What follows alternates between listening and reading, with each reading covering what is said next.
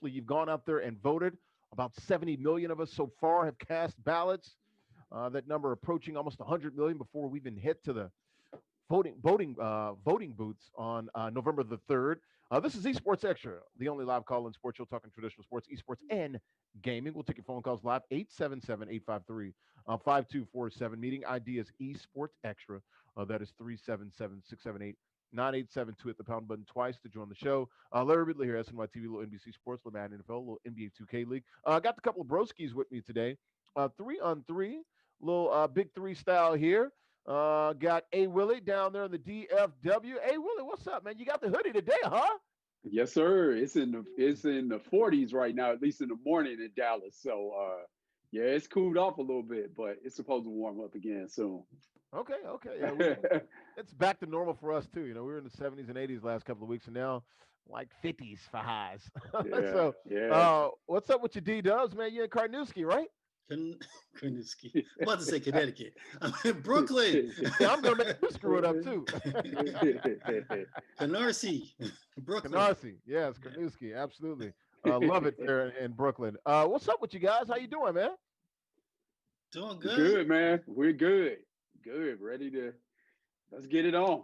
Well, let's do it. You know, let's not waste any time. We all need to get to our TV sets, watch the World Series game. Maybe, you know, get ready to vote, do something. I don't know, fill out your ballot or something. I don't know what the heck's what's up with you, Derwin? You good, man? You all right? Need a break? I'm fine. Yeah, I'm good. I'm ready to talk about these topics. Oh, okay. First of all, I want to get your thoughts on finally losing a game. You guys weren't planning on going undefeated, were you? Man, stop it. I told you we were not going to go undefeated. I told you that. I mean, we gave away the game. That annoyed me, if anything. But, hey, we got the Niners next week. Can't do anything about Sunday. To be honest with you, you guys probably should have won that game and probably should have lost two others. So it kind of balances out a little bit. No, it doesn't.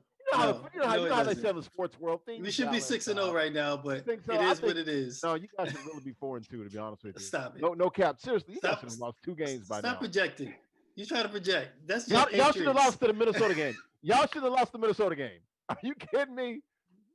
Y'all should have lost the game. We had the ball last and we scored. Okay. Y'all should have. If y'all had the same scenario from the 1 yard line and played New England and they had the ball on the 1 yard line 10 times, they win that game 7 or 8 easily, right? So you probably should have lost that one. Barely beat the Dolphins. I mean, we barely beat the Dolphins. Oh wow! Yep.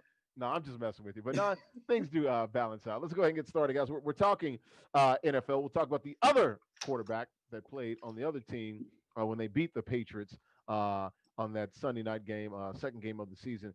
Brady versus Belichick started out one way. Now it's all I got to say is how you like me now. If you're Tampa. Tampa Bay, right? Or Tampa Bay, as they like to call it. Tampa Bay, TB12 getting a new little toy. Bucks look good, man. Boy, your Seahawks, I don't know, man. I might have to put them behind the Bucks. Aaron Rodgers and them, y'all probably got to go behind the Bucks too. Right now, gun to my head, I might just say Bucks. That's it. I mean, in the NFC, we'll get into that. DK Metcalf, your boy. What a specimen. He reminds me of my old teammate, Tyrone Calico, except he's a little bit bigger. Tyrone's maybe a half inch taller. Tyrone was about 6'4.5", 6'5".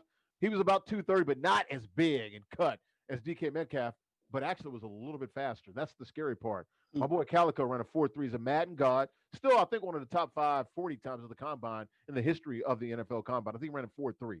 6'5", 230, and was playing scout team outside linebacker. And he was my scout team linebacker. I always tell people this in college my senior year. He was my scout team linebacker until the coaches realized, hold on, he's 6'5", 230. He's going to play in the NFL. Larry Ridley, you ain't nothing. You're 5'10", 180. How about you go to the bench and let this guy play? So that's always a little insight. I got to get him on the show. I keep calling around Nashville, man. And everybody's like, we don't know where he's at. We know where he's at. I got to find him, but I'm going to put out an APB on him. And we'll talk to him. OBJ, we'll get into that as well. Pat Riley threw a little dirt on the Lakers, then tried to clean up the mess a little bit. We'll talk about that. NBA 2020-21 season, back to close to where they were talking about 3 or 4 times before the last time, before that time, whatever the hell that means. But they're going to play in 2020 calendar year, it looks like. And we'll get into World Series Game 6 tonight, first pitch. Correct me if I'm wrong, Duran. You good at these 8:08 tonight? It was Sounds 8:11 about the other right. day. 8:08 or 8:10, something like that. It was 8:08 the first couple of nights. It was 8:11. I think it's 8:08 tonight. Whatever. Somewhere around 8:10. And then C4 on BNC this weekend on television, episode 22. Another Foxwoods championship. Derwin Worrell back on TV again. Damn it, we can't quit Derwin. Derwin Beautiful thing. Yeah, I know. Yeah, Derwin. All right, let's get started, guys. Cam Newton. Ew. Derwin has been absolutely correct. He's played like hot garbage. Say it again. Derwin has been I didn't correct. hear you the first time. He has played like hot garbage the last couple of weeks. Gotta wonder if it's the COVID. Oh, stop. I don't know what's going on. No, I'm not making excuses, but look, he's played bad. You're a pro. You got to play better.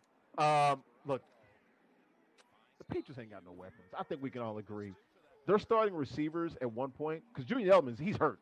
Clearly, everybody can see that. Hit one catch the other day. You can watch him and say, he ain't right. His knee is killing him. Everybody in Boston's talking about it. He ain't right. Their receivers were the great Gunnar Olszewski, Jacoby Myers, undrafted, and Damian Byrd, who I think maybe was a 7th-round pick or undrafted out of South Carolina a few years ago, was cut by Carolina, Cardinals and Carolina. Carolina played with Cam or played in Carolina. I know that for sure. Those are the 3 starting receivers. And then a Ricky tight end that played in his first game, caught his first pass of the season. Those are your weapons. And those Belichick drafted 3. He drafted 3 wide receivers. Nikhil Harry got hurt like the first series of the game. He went out with a head injury. So those are their receivers 95% of the game. Now, you and I can say, look, you got to raise the level of play of people around you. Absolutely. But Derwin, you ain't winning no Super Bowl with them 3. You might win a game. You ain't winning long term with those guys. My question is, would Tom Brady be 2-4 with that same team? Probably not, because they wouldn't be turning over the ball. I'll give you that. No, they wouldn't be 2-4. They wouldn't be. But they would be just like they were last year, which is, yeah, they're winning. They're not nearly. It's kind of like, I'm going to give you a great comp. They're Chicago. Everybody knows they ain't 5-1. They ain't that damn good. We all know that. They're not that good. New England was the same way last year. Ain't nobody scared of them. They're not. Don't let them get the lead. Force them to come back, play ball control, beat them up and bully them. Yeah, they can be had. I've seen that movie with New England before. Sometimes, when they didn't have Vince Wilfork and Richard Sherman, Richard Seymour, they're a little light on defense. So they play well. They have a good secondary. They're always had a good secondary. They get turnovers. But if you can bully them and stay in the game and don't let them get – New England is the perfect front-running team. That's what they do. I mean, if you look at Bill Belichick's record, they don't come back and win a lot of games because they're never behind. A lot of people don't realize that.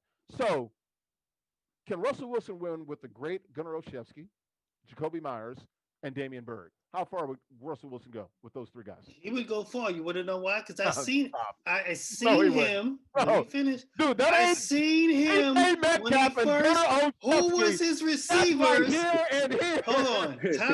Time out. Who was Russell's receivers when he was a rookie in Seattle? Right. Who was his receivers? Because remember, Chris Carter called them pedestrian? He called them pedestrian receivers. Y'all forget that though, right? It ain't even pedestrian.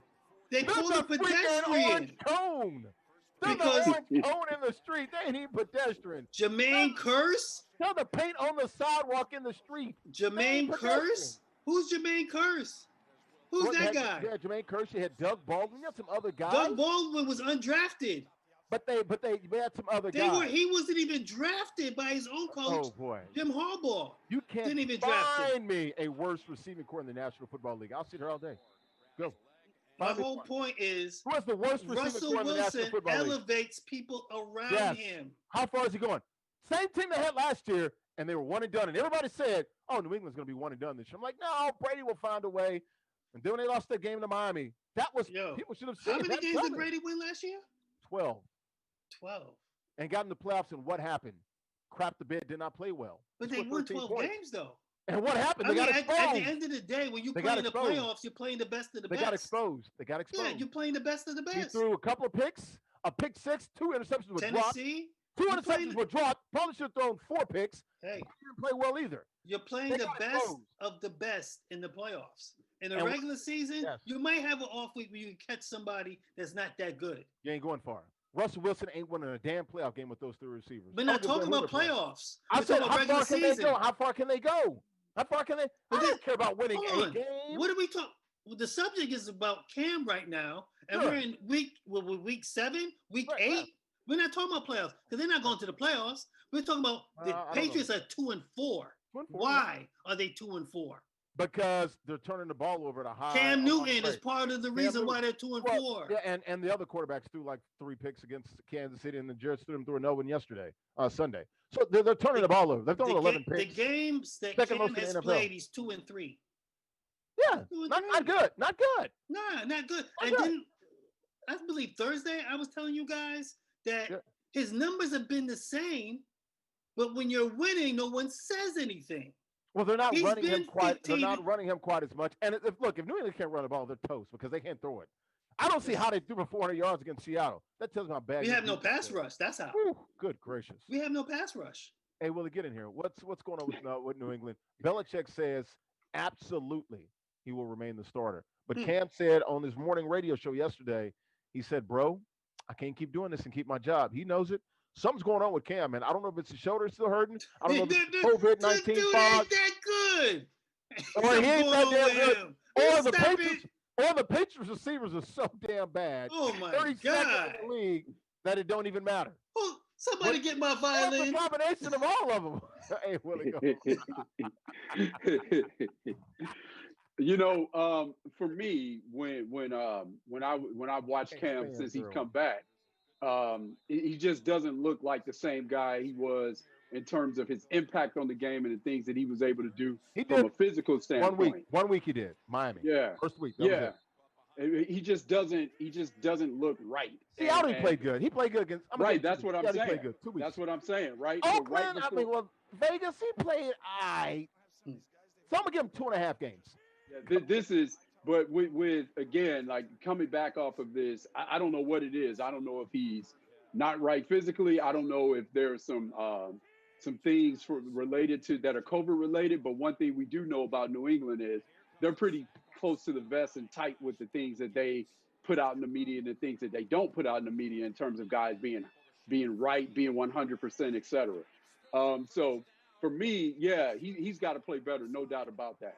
But also, too, I think with virtually any other quarterback in the league, we're having a conversation about what you were just talking about, Larry, about the weapons and who's he throwing the ball to? Is there enough time to throw the ball? All of those things. But again, we don't talk about that a lot with Cam, and so I disagree. We don't talk about that a lot with Cam, and let me tell you why, D. Because last year in particular with Tom Brady, right? All the talk in New England was about those guys surrounding Tom Brady, not his play, right? So all the talk was about Tom Brady was those frustrated guys. with N'Keal Harry. He caught 11 or 12 passes all year last year. He was frustrated. Brady's numbers were down. They were winning games because the defense was so damn good. Historically good for the first 9 weeks until Baltimore ripped them a new butthole. Remember that on a Sunday night, or was that a Monday night? I think it was a Sunday night. They were never really the same. Look, they were flawed last year. Defense played way out of their freaking mind. Remember they were calling themselves the boogeyman? Remember Sam Darnold saying, "I'm seeing ghosts"? Their defense was giving up 6 points a game, Derwin. How long you think that's going to last?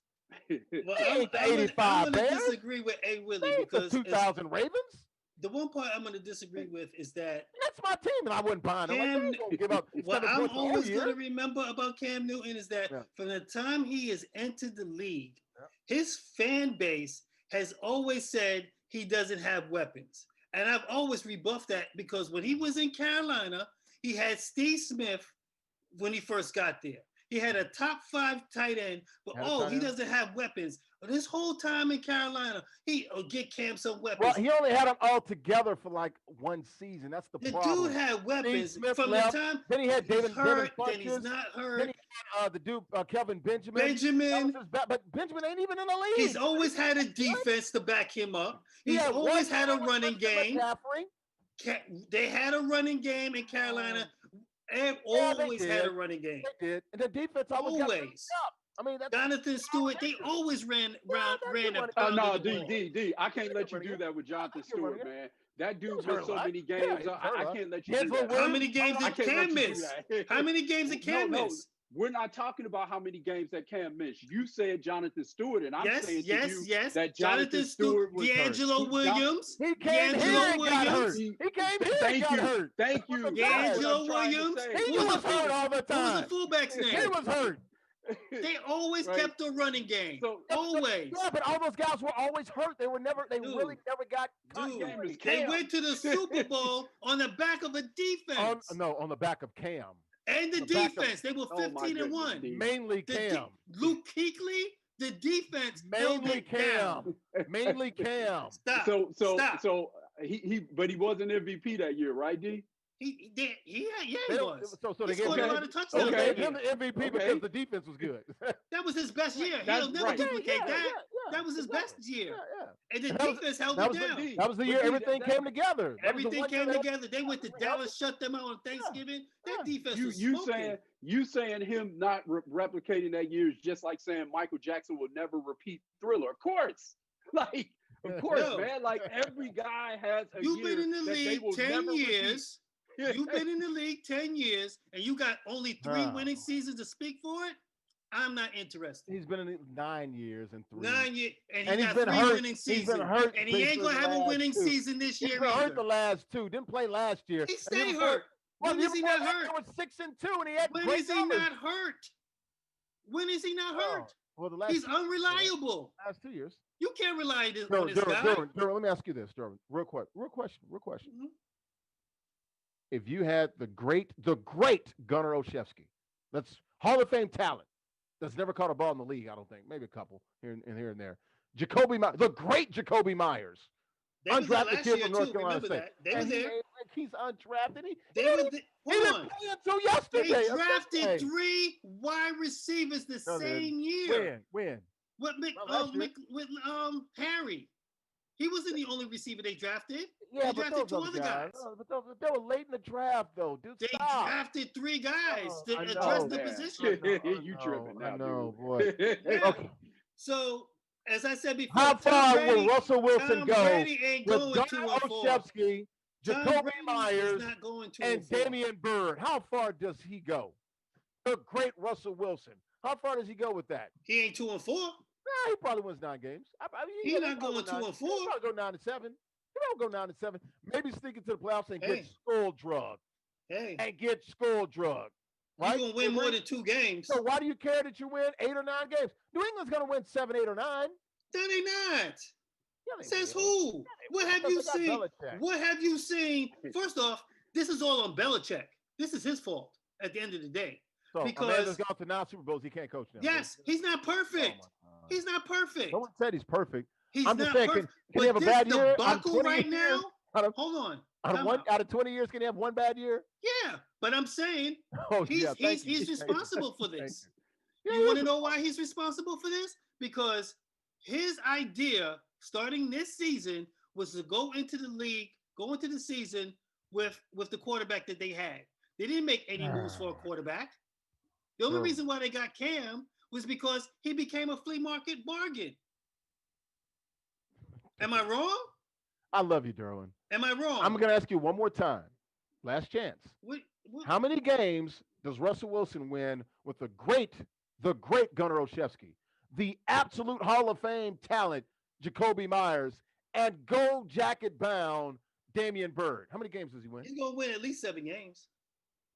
And you go nowhere. Because he's better than Cam. And you go nowhere. He's a way better quarterback than Cam. You go nowhere with 7 wins. Dude, where are you going? But we talking about winning games now. I'm not talking about playoffs. I'm talking about right now. Cam has only won 2 games. You don't think he's more than 2? I don't know. He's awful. You just said the great Russell Wilson, who's the best quarterback on the planet, according to some. Russell Wilson's going to win more games than Cam Newton all the time. Period. Okay, he might win 6 or 7, and Cam might win 5 or 6. They're not equal. Russell Wilson's better. They're not equal. Russell Wilson's better, but I'm telling you, the weapons are so bad that it's like I don't even know how I can judge him. Remember, I was on the wall, I was on the cliff, I was on the ledge, ready to dive in. Bench Cam, and then I thought about it, I'm like, holy crap. I started looking at the game, I'm like, shit, his receivers are Damian Byrd Jacoby Myers and Gunnar Olszewski. Did Cam Who the did hell's not gonna say win that with he has to play better? Did he not say that? He's got to play better. Absolutely. He's gotta play better. Okay, so what are we arguing about? He needs to step up his play. He needs to play better. Sure. You're right. He needs to be better. You're right. But he's exactly what I've been seeing for the last couple of years. So I'm not surprised. All I right, don't care. Let's go. I know you don't care. I mean, he is who I said he was. Well, go ahead. No, Willie, jump. no. Go ahead. Let's go. No, go ahead. Go real quick. Go real quick. Hey, we'll go. You do care, D. That's why you so spirited about it. You do care. I care because I'm on the show for an hour, and I respect Larry. It's in the rundown, so we're going to talk about it. But other than talking about it, I'm over with it when the show's over. Oh, boy. Derwin, I tell you, boy, you're feeling good about yourself, aren't you, Derwin? Huh? Listen. You feeling good. You feel real good. I'm not, I mean. You're big man now, Derwin? Huh? I'm not shocked by what I'm seeing. I've been telling you guys, y'all don't want to listen to me. No, but now you're seeing it for yourself. Go ahead, Derwin. Real quick. I am shocked by what I'm seeing because the first 2.5 games or whatever that he played in, we didn't see this. So I am a little bit shocked by that. So you didn't see 15 for 19? To say that damn it, Derwin, don't do that. To say that the way that he played in the last game, to say he played like that in the first 2.5, that's really stretching the truth, man. Right. And I didn't see that. So let's I'm not going to say I saw that because I didn't see that. That's why we're talking about it, because we did not see that. Those picks that he threw at San Fran were awful. The one behind Julian on the crossing route, the one he was trying to hit Julian again, and the linebacker, was it Fred or what? I forget his name, Turner, or is that name? A linebacker for the 49ers. Linebacker? Yeah, he threw it right to him. He's probably the best. Yeah, Fred Warner. I said Fred Turner. Fred Warner, exactly. I think he might be the best middle linebacker in the NFL. Definitely the best coverage linebacker in the NFL. He was, and that's when you know Edelman ain't right. One-on-one with the middle linebacker, and he couldn't beat him. Durham, we're talking about a guy that catches routinely 100, 120 passes a year. Could not beat Fred Warner the other day. He ain't right. That's why he didn't hardly play at all. This guy is gone.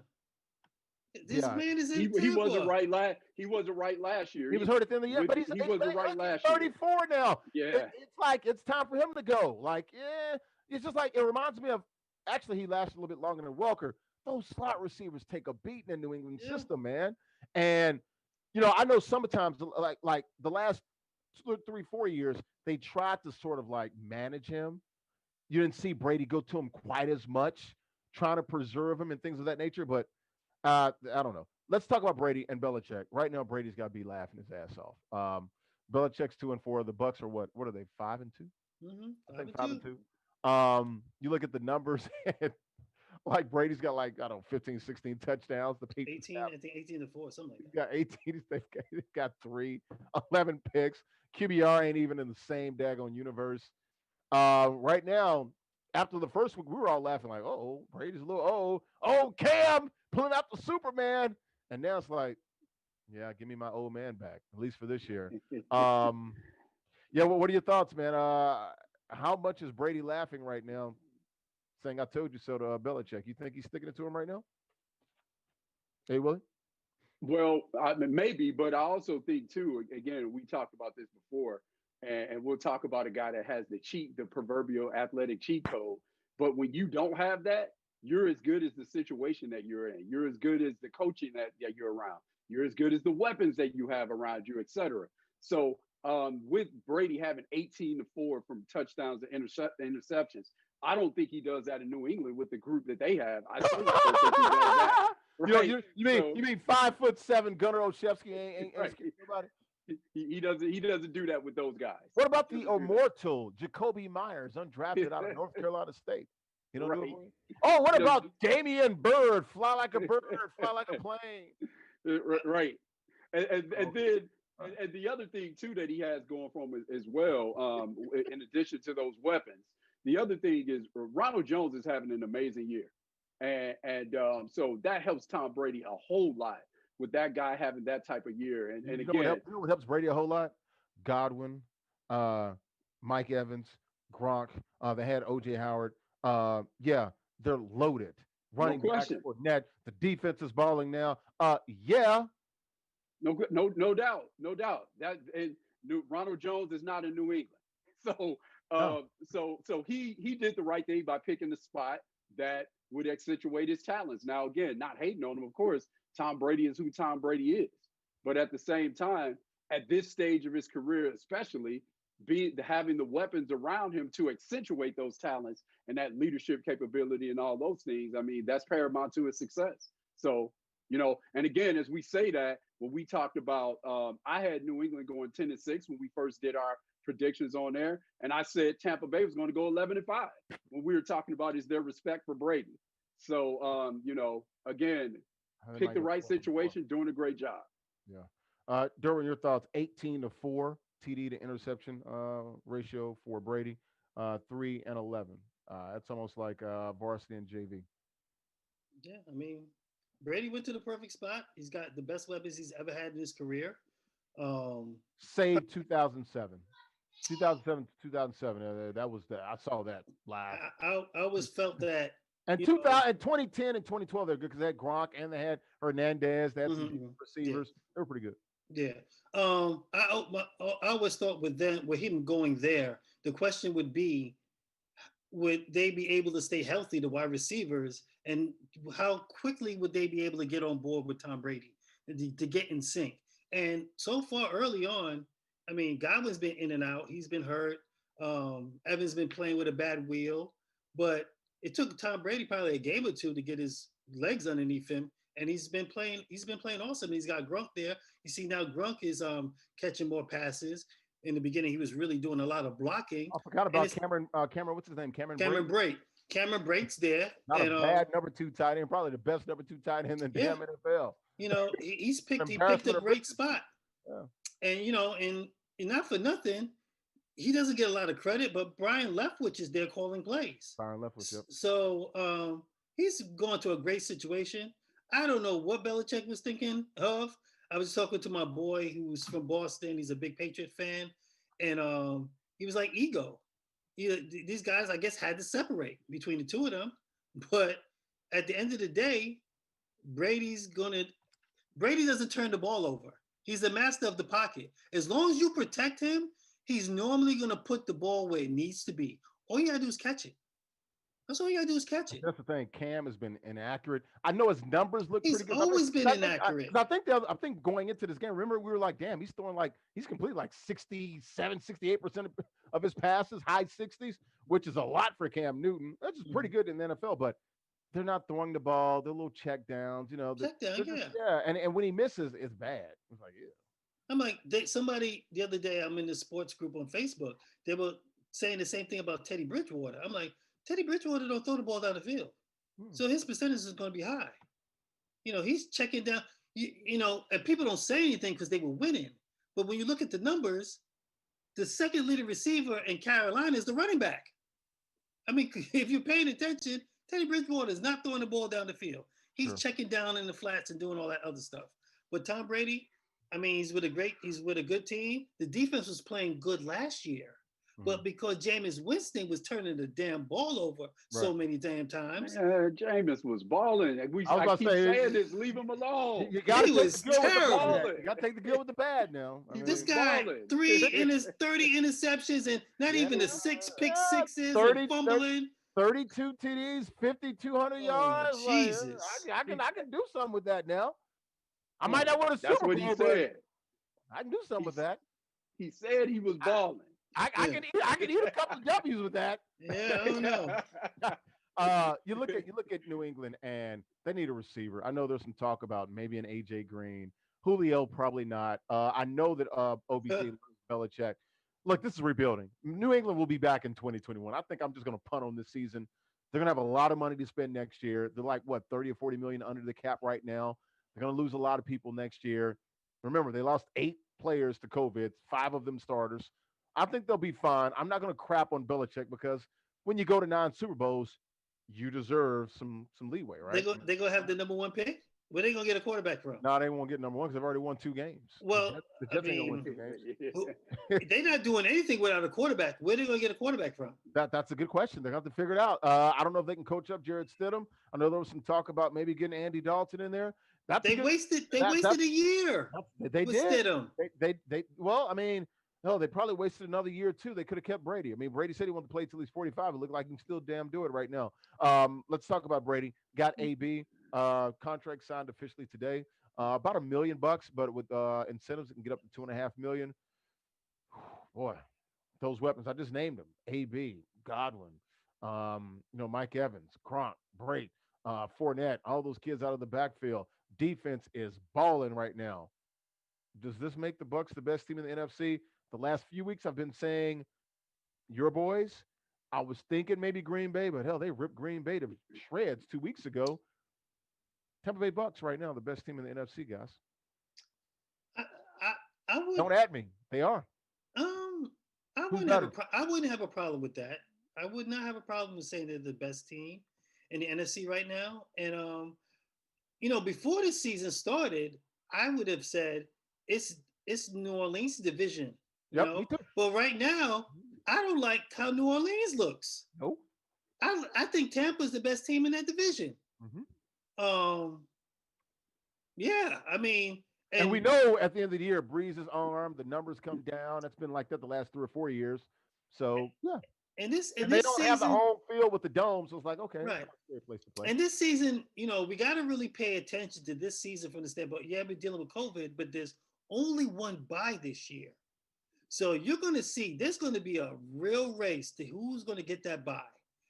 Green Bay's there, Seattle's there, Tampa's going to be there. And you're really going to need that bye at the end of the year. And there's only one. So you can't, Seattle, you can't be throwing away games. It's funny. You look at the Bucks, and they lost to the Bears and to New Orleans, right? If they played those two teams again the next 2 weeks, they blitz them. Well, they got to play New Orleans again. And they're going to spank them.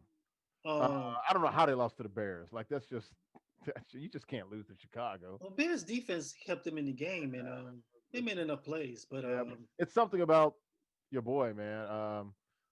What's his name? The quarterback, Foles, man. When he plays Brady, he plays out of his mind. Yeah.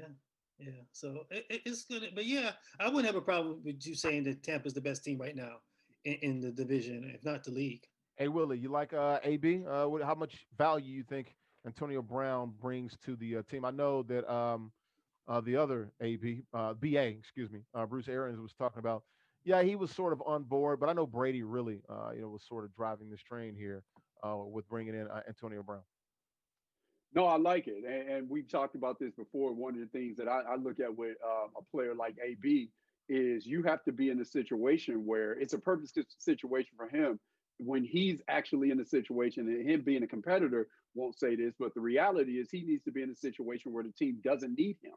So now it's not that much pressure on, yeah, he's coming, it's great, it's a big name, all those things. But when you really peel the onion and you look at him, this team has been productive in doing the things that they've been doing the last few weeks without him. So it's not as if when they put him in the lineup, it's like, oh man, our savior has come. Because the other thing that happens as well is when you go into a locker room and you have a guy that may have had some issues, the last thing that guy needs to feel is like, everybody needs me.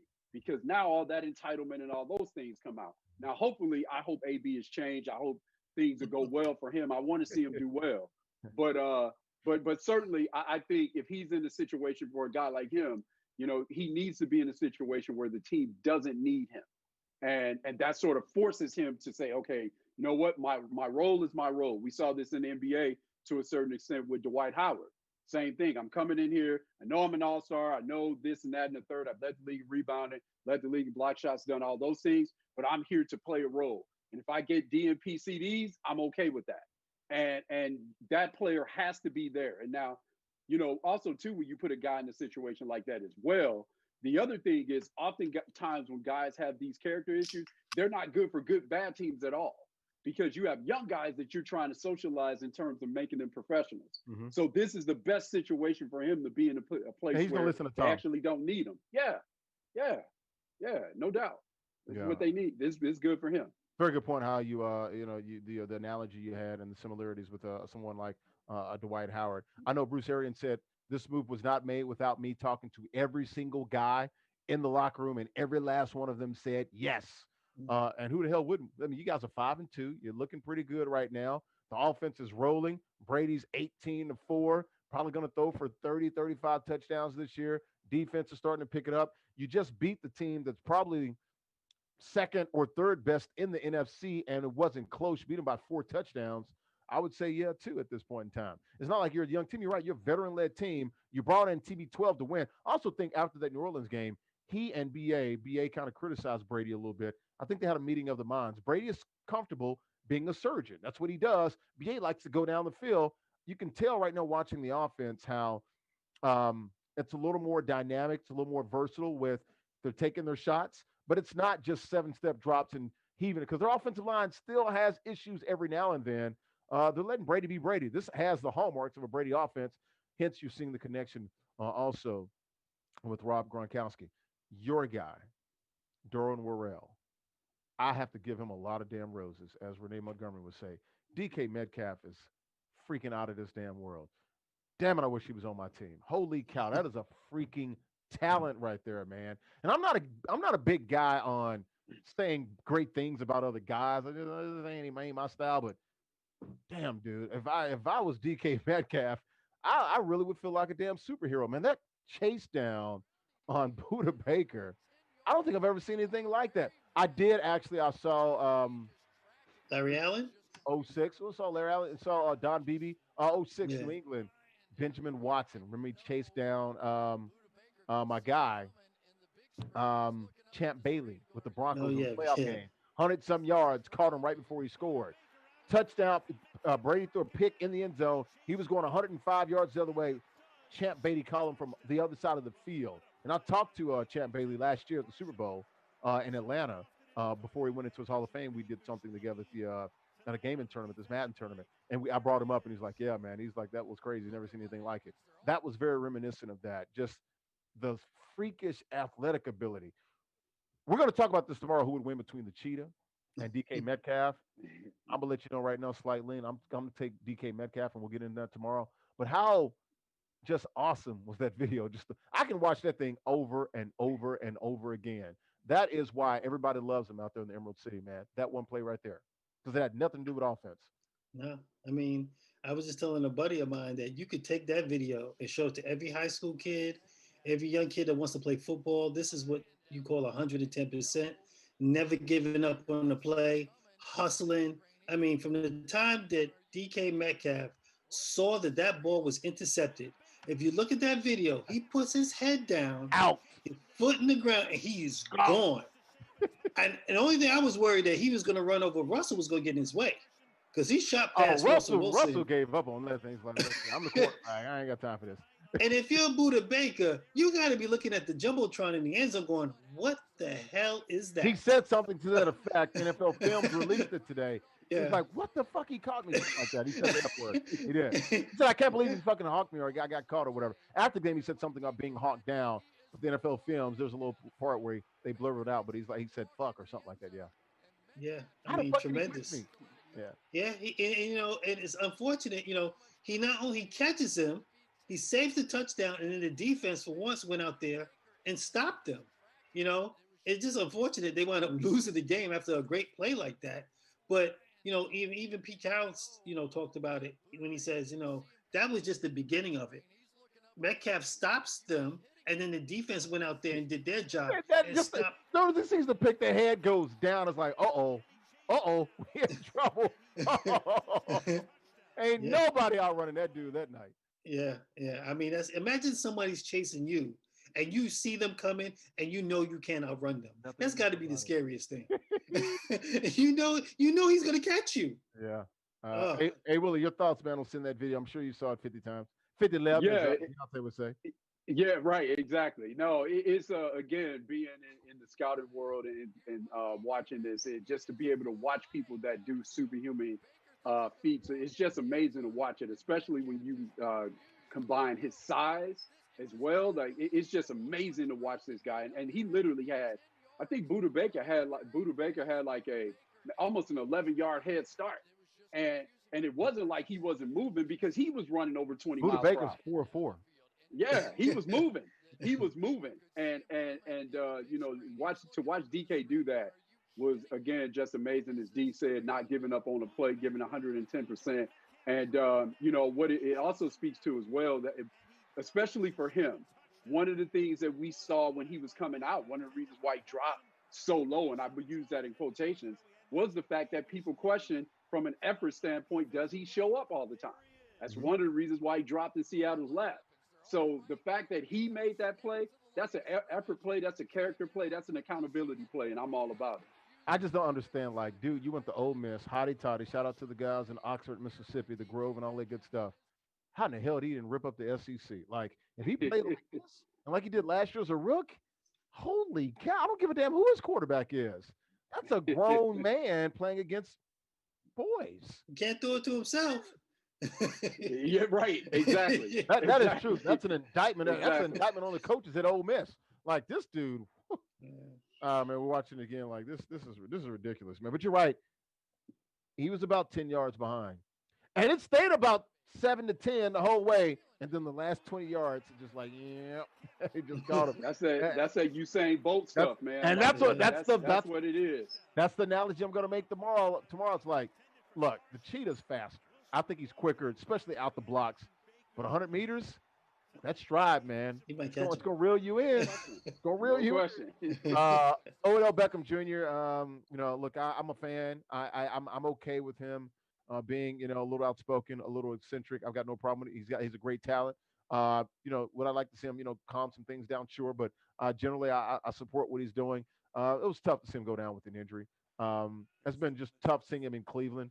It sucks not to see him in the playoffs. He's such a talent. I really want to see him on the big stage. I wish he could play. I wish he would have stayed here in New York. I wish it would have worked out with Eli. Maybe he can go to New England. Maybe he can go to Seattle. Maybe go play with one of these great quarterbacks and really shine. How tough was it to see OBJ go down with torn ECL? Was confirmed. He texted our colleague Josina Anderson, no longer with ESPN. She's doing her own thing at her own show. Shout out to Josina Anderson breaking that news today. But yeah, he's out for the year, torn ACL. Your thoughts? How will this affect the Browns? Didn't slow them down in that game, but it's hard to say. Like they might sneak into the playoffs, but they're not going to do anything. But I think it's going to impact them. Your thoughts, D-Dubs? I mean, some people think that. Unfortunately, some people think that this is better. Yeah. For Cleveland, because it seemed like when he was on the field, Baker Mayfield was forcing him the ball, and I guess Baker. Some people think that they feel like Baker had to, always pander to him and always, get him involved. But they seem to play better when he wasn't there. So we'll see. Time will tell. I think, OBJ is a tremendous talent. I don't know if he'll ever. I don't think that he'll ever reach the level that he was when he was here in New York. Yeah. 15, 16, the height of his powers. Yep. Yeah. When he was going back and forth with Josh Norman stuff. I don't think he'll ever reach that again, honestly. And it just seems like, is he going to play 16 games? He's got an injury here, injury there. I don't know. I don't know how much longer he'll be in Cleveland. I wish him well.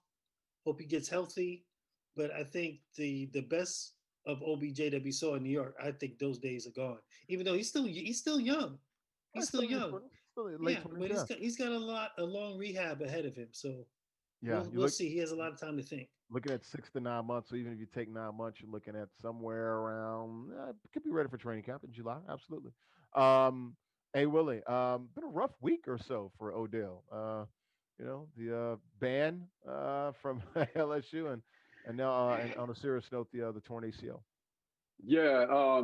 Again, as everyone's been saying, like I hate to see it because one of the things that we always talk about is people being available, and he's had some issues from an injury standpoint, some significant injury issues over the last couple of years that have really plagued him. Also, too, as we were talking about with DK Metcalf as well, you are, as a receiver, you play a dependent position, so you are dependent on somebody getting you the ball, and even Baker struggles. And for people that are Cleveland fans or not, I don't attribute all of Baker's struggles to the fact that he was trying to force the ball to OBJ. And so with that being said, is he a guy that I would like to see in a better system that sort of leverages his talents or in a situation? Yeah, absolutely. Absolutely. I would love to see him like that because, again, to your point, Larry, I think we would see the best of OBJ. So the good thing about him is from an ACL standpoint, we've gotten to the point now where we have kind of mastered that injury, the surgery, the rehab, et cetera. It's not a death sentence from a career perspective. So that's good. And I know he'll work hard to come back and things of that nature. I don't think working hard in the offseason has been his issue.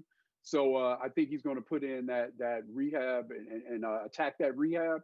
So again, hate to see him injured, and wishing him the best. And again, as you said, LL, hopefully he gets to a situation that's better for his talents. Yeah. Like I said, 6 to 9 months on that. We've seen people come back. Julian Edelman, more of a slot receiver, tore his ACL a few years ago. The year they went to the Super Bowl and lost, came back and helped them win the Super Bowl the next year. So guys can come back. And he's an older guy and actually plays, more violent position, I guess you can say, using his legs in and out of those cuts in the slot. So definitely, prayers up for OBJ. Hopefully, we'll see him back next season in the NFL's 2021 season. Transition to the NBA and the association. Pat Riley threw a little dirt on your Lakers. A Willie said they should have an asterisk on that title. The 2020 NBA champs, the longest season in the NBA history, went almost damn near a year, a full calendar year.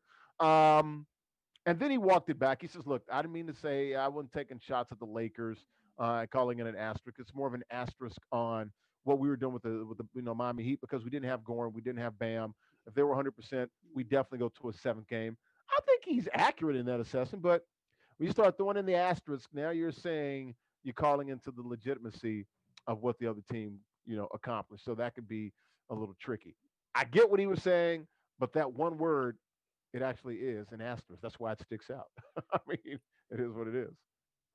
No, Shouldn't it? no. Go ahead, D. Go ahead. No, I only thing I was going to say, shouldn't it be an asterisk anyway? Because I think this is 2020 is going to be an asterisk. yeah, because this is a time where when you look back 20 years from now in the record books, I mean, we need to be able to let people know that it was 2020, it was COVID going on. This was It was not normal. it was bubble. There was a bubble. Everybody went to Orlando. So the whole season was an asterisk to me. I don't know.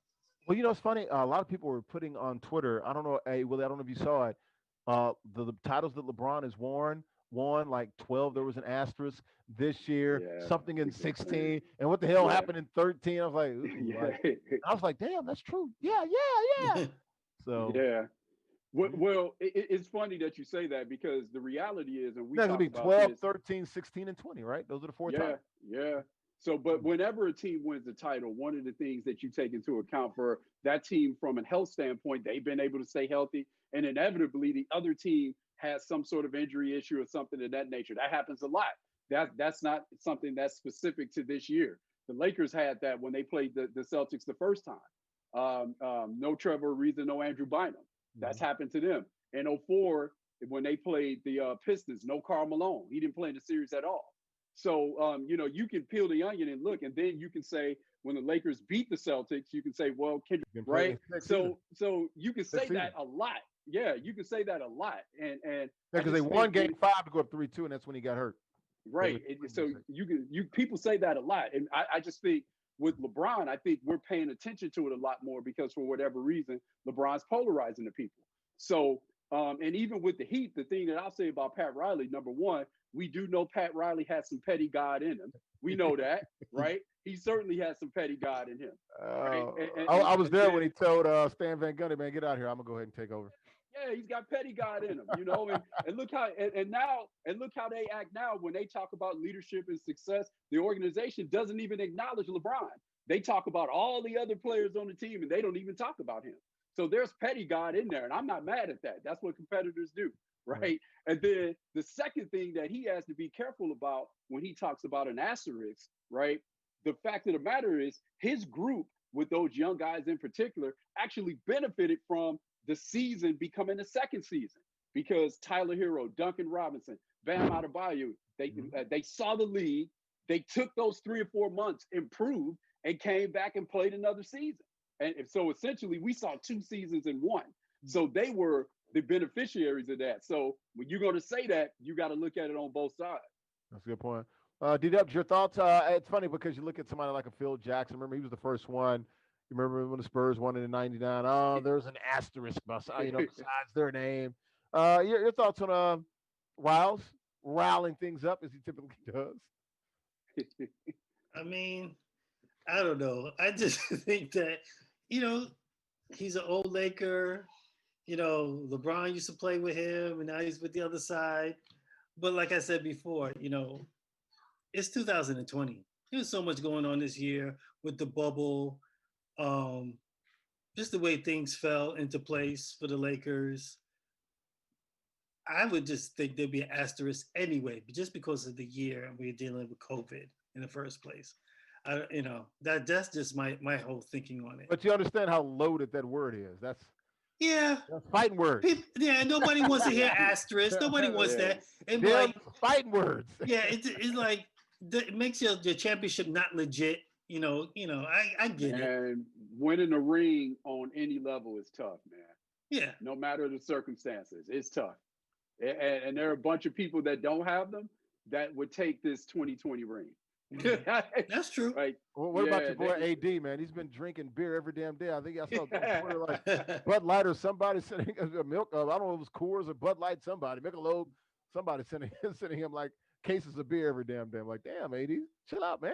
yeah, in the words of Dr. King, we're coming for that check. That's what it is. Like, I think what's going to be really telling is, can they repeat? And I think that if they don't repeat, then that whole asterisk thing is going to come up again. That's a story. Or they get beat early, like in the conference Yeah. series or conference finals, and don't make it to the finals. I can see that. That's a good point. And people are expecting Golden State, to be back. Yep. yeah. Expect Denver to be Yeah. back. Clippers Yeah. to come back with a little chip on their shoulder. Yeah, East so- to be good. Battles out there in the East. So we'll see. If they don't repeat, you might hear cats talk about one and done. It was an asterisk. They was in the bubble. They didn't play this team. They didn't play that team. So all that stuff will pop up again if they're not able to duplicate what they did in the bubble this year. What we will do is talk about Danny Green. You see his comments about 2021. We'll get into that tomorrow. About maybe the whole games don't play the first month. We'll talk about that. Think about that. I'm actually on board with that. I'm okay with that, especially when you're the champ. We saw that home court wasn't really that big of a deal for them now. Everybody played in the bubble, but we'll get into that tomorrow. NBA 2021 season, they're talking about a 72-game season. You pick that up. Is that your alarm, man? What you got to go to work? You waking up? Wake up, baby. Wake up. 72-game season proposed. They're talking starting right before Christmas, December 22nd. Would you rather see the season start December 22nd or on MLK Day about a month later, January 18th? I think you have. Remember, the one thing we talked about, Willie, was, damn, you start in January. Well, shoot, are you going to play a 60 or 70-game season? Because you can't play a full season, and you're starting to impact other seasons. One season has to be the sacrifice, and then you got to get back on track. Right.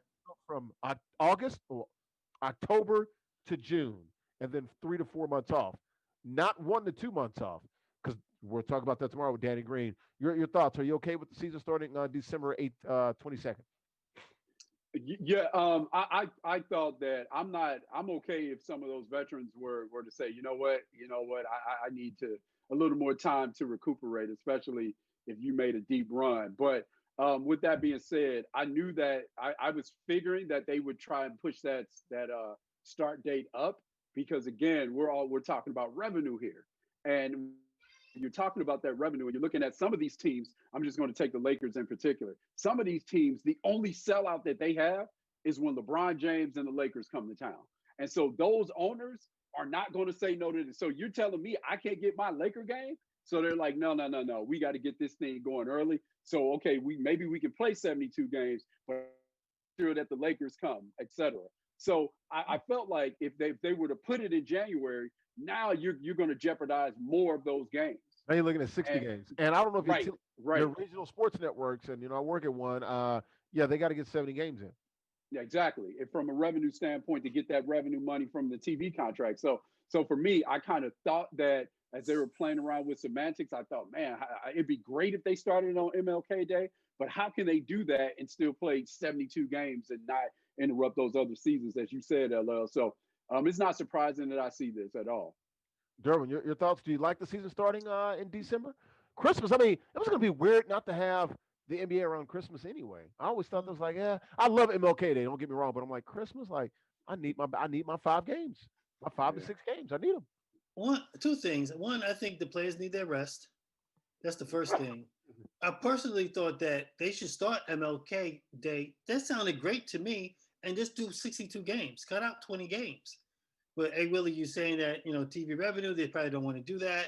But then the other thing that I read today, and I totally forgot about it, you don't want to interrupt. You don't want to butt up against the Olympics. The Olympics was supposed to be this year. 2021 It's been pushed to next year, and you don't want your finals going on when the Olympics are going on. So I was reading that that's probably one of the other reasons they're thinking about doing this earlier, because they don't want to smash up against the Olympics. Because the Olympics will start sometime, what, July? Somewhere around there? Olympics Hopefully. Yeah. Well, typically they Hopefully. start around July and run into August, typically, right? Yeah. Right. And the finals is normally end of June.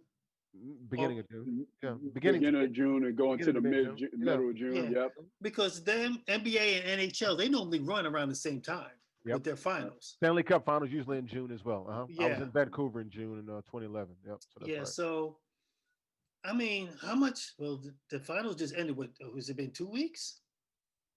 Yeah, something like that. Like 2 weeks ago. Yeah, October. 2.5 weeks ago. So Yeah. you only giving them a month off?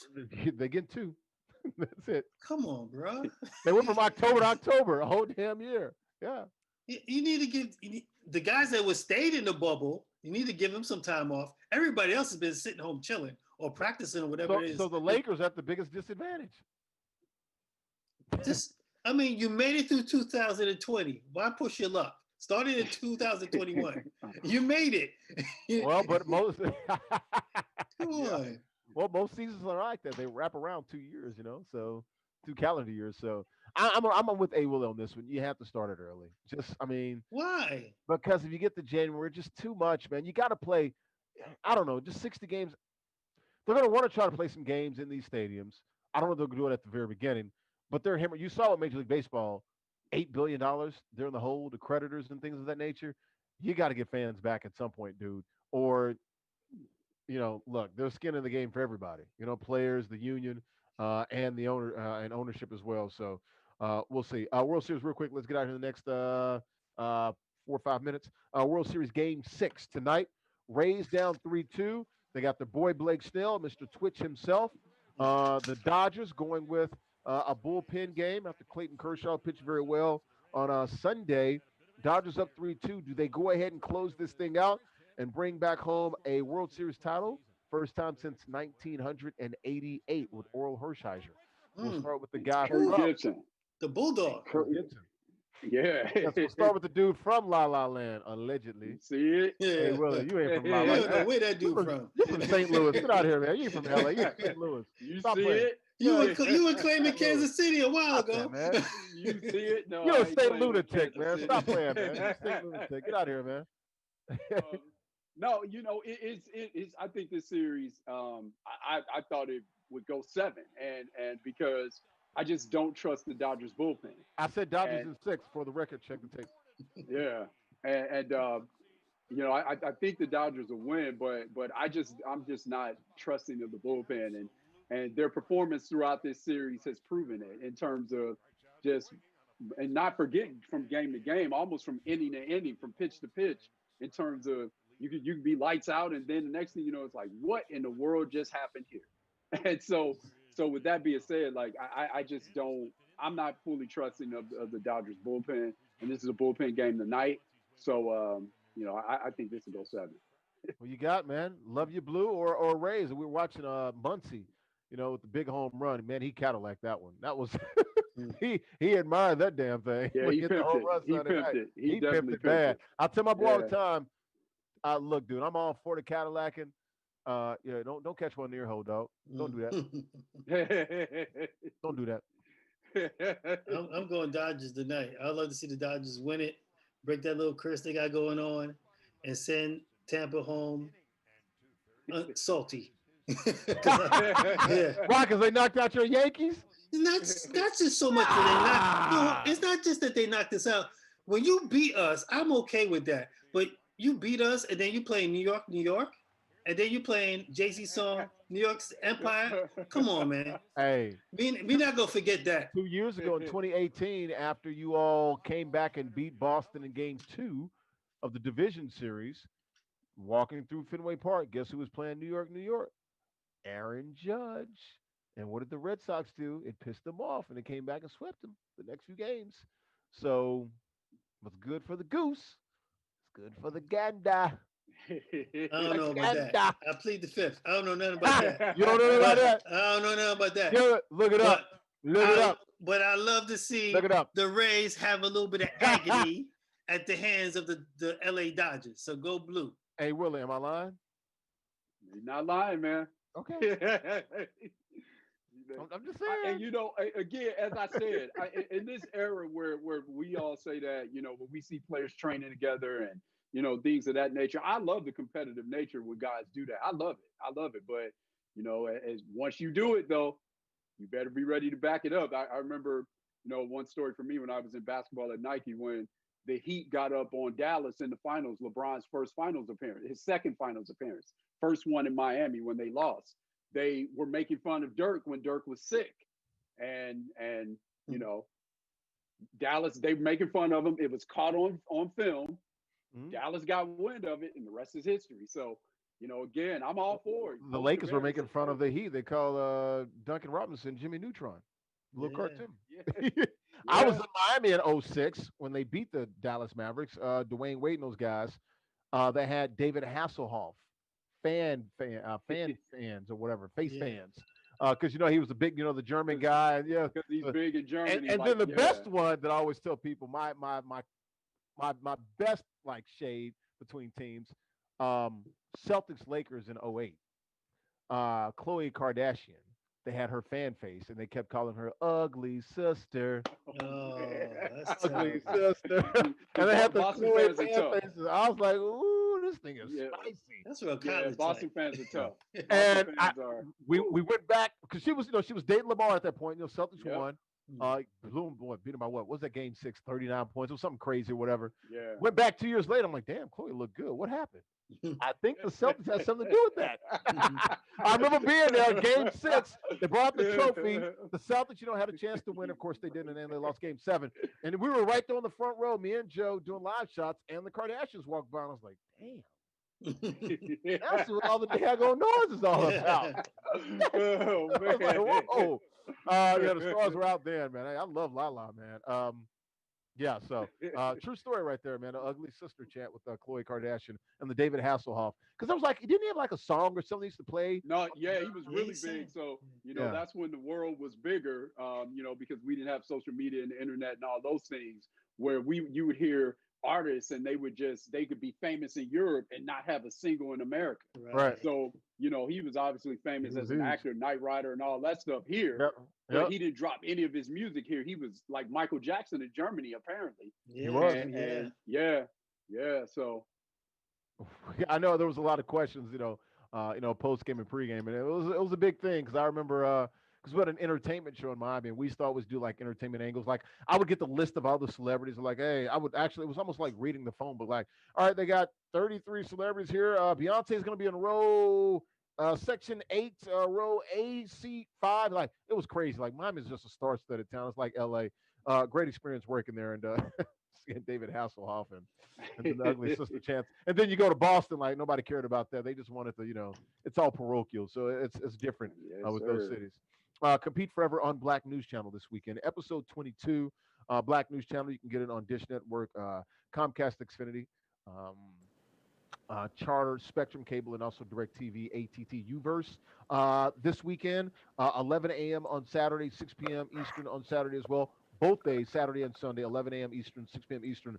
Compete Forever, Madden NFL Foxwoods January Championship, episode 22, featuring working the sidelines.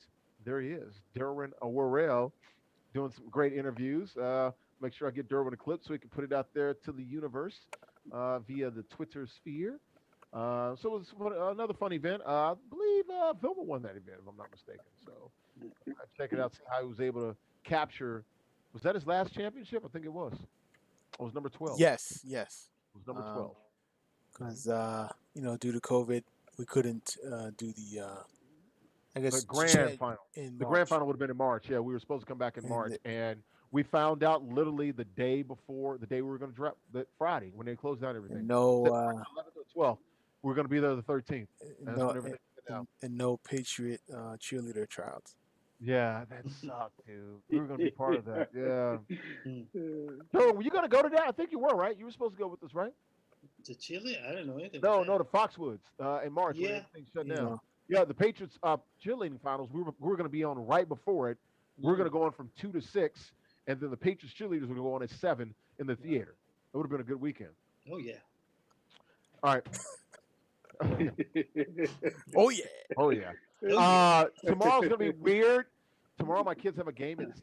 It's a playoff game. So we're looking at 8:30 tomorrow. But it's supposed to rain here in the New York and Jersey area too. So be on standby. If they play, we're on at 8:30. If not, we'll be on at 7 o'clock. So I don't know what else to tell you guys. I'm so sorry. But they have like 2 games max left. This is the semifinals. They win, they play like Saturday or Sunday or Monday. So it won't matter. So no more with that. Cool. All Y'all good. good? All good. All right. All good. Thanks to Coach K back there pushing all the right buttons. D-Dubs and Karnewski outside of Brooklyn. Hey, Willie down there in the DFW. I'm Larry Ridley. Thanks for watching Esports Extra. Our daily Hey, live call-in sports show. look at Diddy. Esports OG. gaming. Look at Diddy. Throw up the A's. Renee, Serena, Kim. Oh, you throw them back up, Derwin. Get them back up there. Throw up the A's. Good stuff, guys. We'll see you tomorrow, 8:30 p.m. Eastern time, right here, Esports Extra. Have a good Tuesday night. Make sure you get out there and vote and do it now. Do it often.